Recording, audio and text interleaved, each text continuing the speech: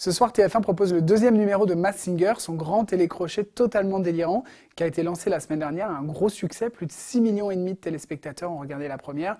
Le concept, on vous le rappelle, c'est une sorte de télécrochet de bataille entre des personnalités totalement cachées sous des costumes de lions, de monstres, de cupcakes.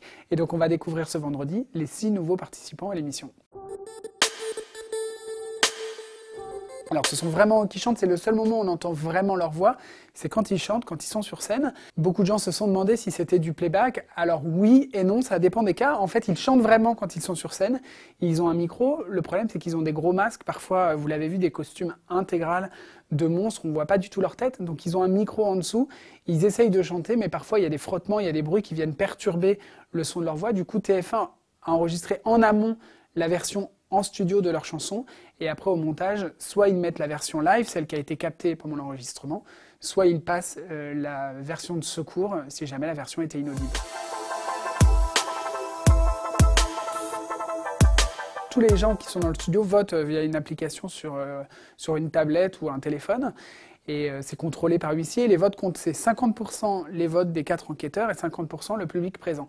Alors en fait, les critères de vote sont pas totalement les mêmes pour tout le monde. Normalement, ils sont censés voter pour la meilleure prestation, le personnage qui leur a le plus plu. Mais certains votent pour la voix, d'autres pour le costume, d'autres pour la personnalité de la personne masquée. D'autres votent pour le jeu, c'est-à-dire pour le candidat qu'ils ont envie qui n'arrive pas à démasquer, avec lequel ils ont envie de continuer l'aventure. Certains votent au contraire pour un personnage qu'ils ont absolument envie de démasquer tout de suite. Donc les critères varient un petit peu d'un spectateur à l'autre. De toute façon, il n'y a rien à gagner. Dans 5 semaines, celui qui gagnera l'émission aura une victoire pour l'honneur, pour le fun, une grosse médaille en chocolat et absolument aucun argent. Pour garder le secret, TF1 a pris des dispositions totalement délirantes, et notamment pour que le public n'assiste pas au démasquage, ils l'ont tout simplement enlevé du studio. Alors ils ont un peu joué sur le montage, c'est-à-dire quand vous regardez l'émission, quand Marie-Josée Pérec enlève son masque, on voit des gens qui ont l'air vraiment surpris. En fait, ils n'ont pas du tout assisté au démasquage de Marie-Josée Pérec. La production leur a montré une photo sur l'écran en disant voilà, la personne qui était cachée dans la panthère est... Et c'était pas forcément une photo de Marie-Josée Pérec. Donc ils ont l'air très surpris. Ensuite, ils ont quitté le studio. Et une fois que tout le monde était parti, ils ont montré aux 4 enquêteurs et à Camille Combal Marie-Josée Pérec. Et ils ont rafistolé tout ça au montage. Ce qui fait qu'on a l'impression que le public assiste. Mais en fait, le public n'assiste pas. C'était pour limiter au maximum les fuites.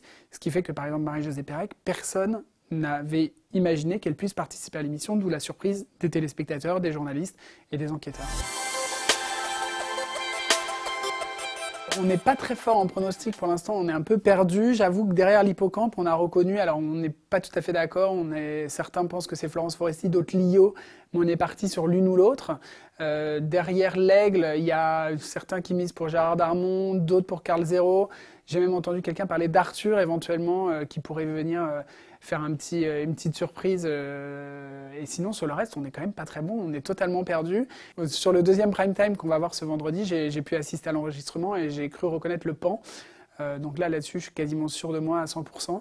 Et les indices sont tirés totalement par les cheveux.